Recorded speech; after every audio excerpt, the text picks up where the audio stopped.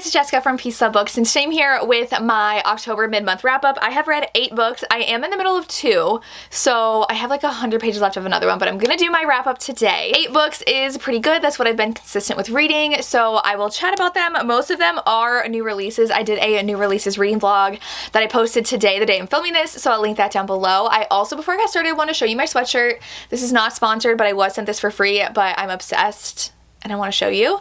So I recently read Manacled last month and I was obsessed. So the shop does a lot of fanfic merch, and so I will link them down below, and they also gave me a coupon code for 25% off. It's Jessica25.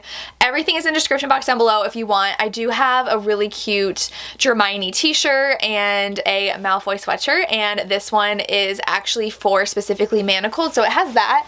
And then the back, if you can see, I can't see. It has this, which I don't want to spoil what that means, but if you've read the book, you know. So I am obsessed with the merch and I love supporting small businesses.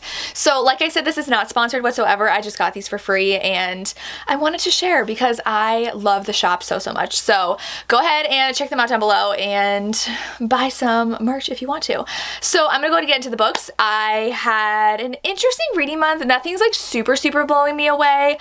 But the first book I read was Muscles and Monsters by Ashley Bennett, and this one I gave 3 stars. This one I know people love, but I feel like since reading Manacled, I have been in a very weird reading mood where nothing is like really holding my attention, especially if it has not a lot of plot or it's super cute. So this book was just very cozy, cute monster romance. So the hero is literally a wolf.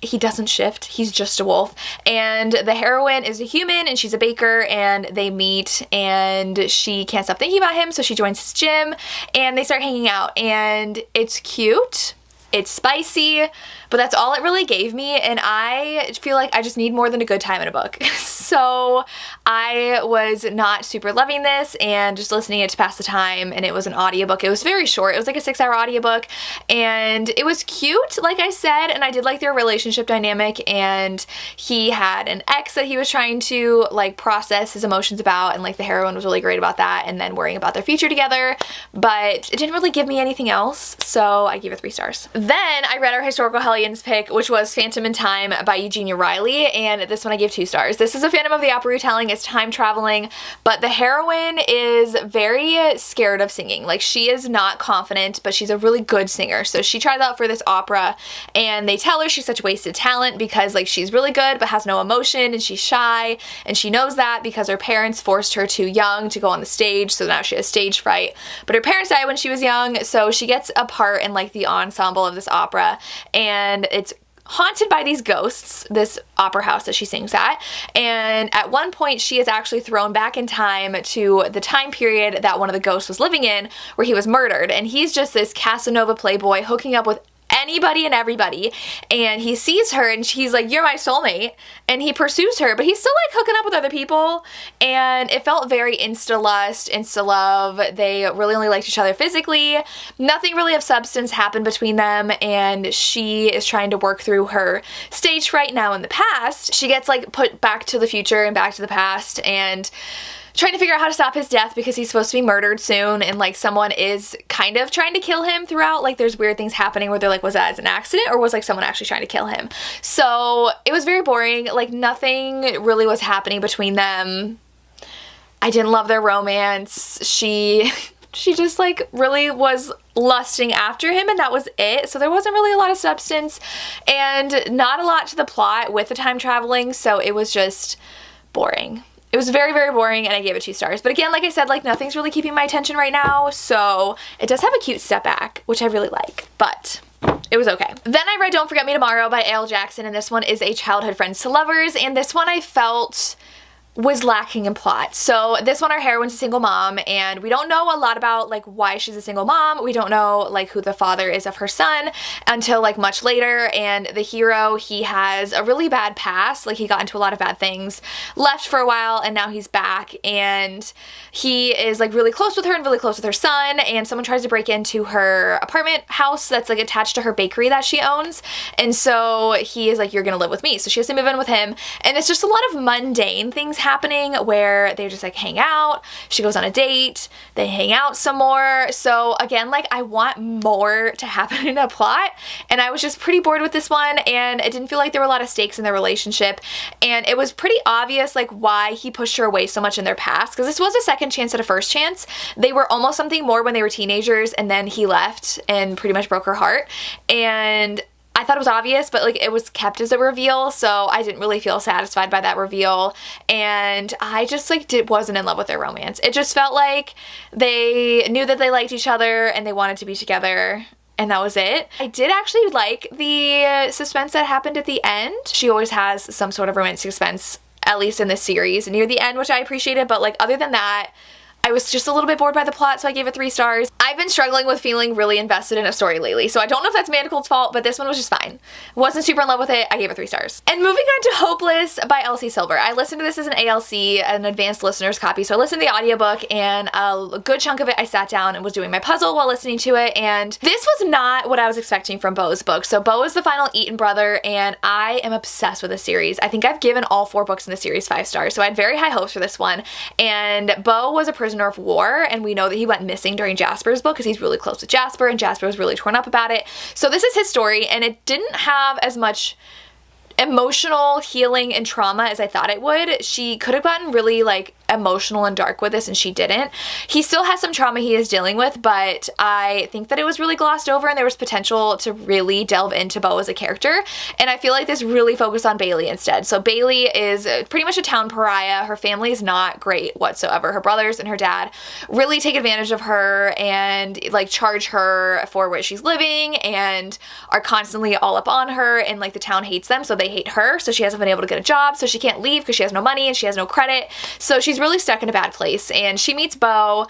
She's a bartender, and Beau goes to the bar a lot, and they run into each other at night one time, and then they start talking, and he's like, well, why don't you marry me, and then we'll see how the town treats you. So she, like, they go back and forth, and then she agrees that they can be engaged, and Beau claims it's to keep his family off his back, and I do love his family. I wish we saw actually more of them. I love the scenes with Beau and Jasper. Those were my favorites, but for their romance, I wasn't super in love with it, and I feel like there was just a lot of mundane time passing in here. Like, nothing was really happening for the plot. Like, the relationship was the plot, and I need, like I've said with a lot of these books, I need an engaging plot. I need them to do something. I need there to be stakes. Things happen, and nothing was really happening in here. And also, it's an age gap where she's 22 and he's 35, and she's a virgin, and the dynamic felt just a little off to me, where she just felt very young. She was very open about sex and wanting to try sex, and just like the way he was talking about like teaching her things made the age gap like feel very age gap, and I wasn't in love with that either. So there were lots of this that just didn't work for me.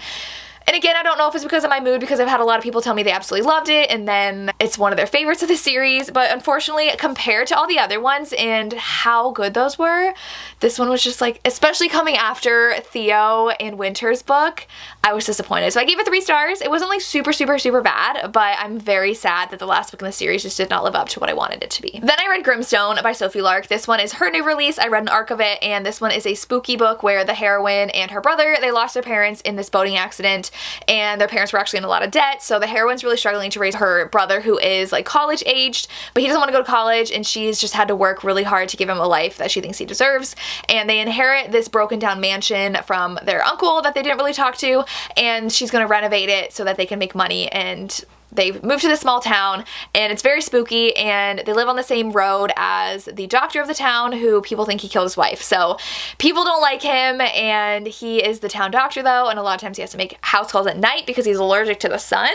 And so he strikes a deal with her to use his road though, because he's like, this road's closed, and she's like, what are you talking about? I live on this road. He's like, but I own it. So they strike a deal where she has to help out around his house to be able to use the road, and then they start a physical relationship. It's very, very, very physical. Definitely explores some kinks in here, and she has to decide if she trusts him or not, and some spooky things are happening at the mansion, and they do question if he killed his wife, and he also had a child that passed away, so definitely know those are triggers going into this book. Definitely very spooky. I thought it was a fun time. There's a twist at the end that I didn't think was like super exciting. I like guessed it. It was pretty obvious that it was gonna happen. So overall, it was just like a fun time that I didn't take too seriously, but I did enjoy it, and I did enjoy kind of the mystery behind like what was happening at the mansion. And it was very insta-lust though, where they were pretty much just like sleeping together, and that's really the substance of their romance. So I ended up giving this one 4 stars though. I thought it was fun. It was like very atmospheric, very spooky. I love the town. It was a fun setting with the mansion and how like she kept on hearing noises and didn't know what they were. So if you want to pick this one up, I do recommend it for the spooky season. Just know it does deal with some serious topics. Then, however, I did get an arc of King of Greed by Anna Huang, and I knew that this book was going to be one that I was going to love because it's marriage in crisis, and it's Anna Huang, and I've loved this series so far. I've actually, so I read Twisted Lies last month and absolutely loved it, and that was my favorite of the Twisted series. So far, her Kings of Sin series has been my favorite compared to her Twisted series, and so this is Dom and Alessandra's story, and I gave this one 5 stars. Oh my gosh, it was so good. It's just super angsty, and I love dramatic and angsty romances. So when they're like super sweet and fine, I'm just like, it's fine.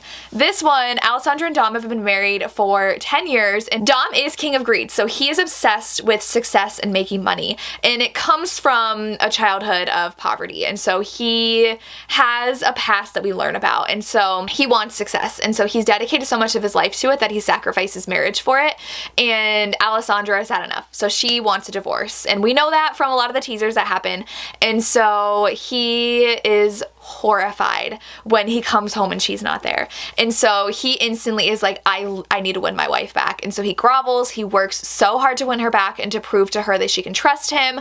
There was a side plot that I would have loved a little bit more fleshed out from how it was. I feel like it had a lot more potential to have a bit more of like an explanation and things happening with it, but overall the romance was just so good, and I feel like Alessandra did not take it easy on him. She definitely made him work for trying to win her back, and I think it was a really well done marriage in crisis. I really enjoyed the setup of this one. I loved how the flashbacks were woven in. Everything about this was just so perfect, and I literally read 80% of it in one day because I was so obsessed. So read this. I gave it 5 stars. Then I read Good Game by Madison Fox, who is Paperback Princess. She changed now to be Madison Fox on all of her social medias, and I've been friends with Madison for a couple years now, and so I was really excited to see she wrote a book, and I gave this one 4.5 stars. I'm so impressed as a debut author that her writing was just that good, because I've read books before where I'm like, yeah, they're definitely debut author. You can tell where they're kind of trying too hard or they don't really know how to flesh things out that well. Madison's book was very, very well written and very easy to read, and I really love that. It's a gamer romance too, which I'm so impressed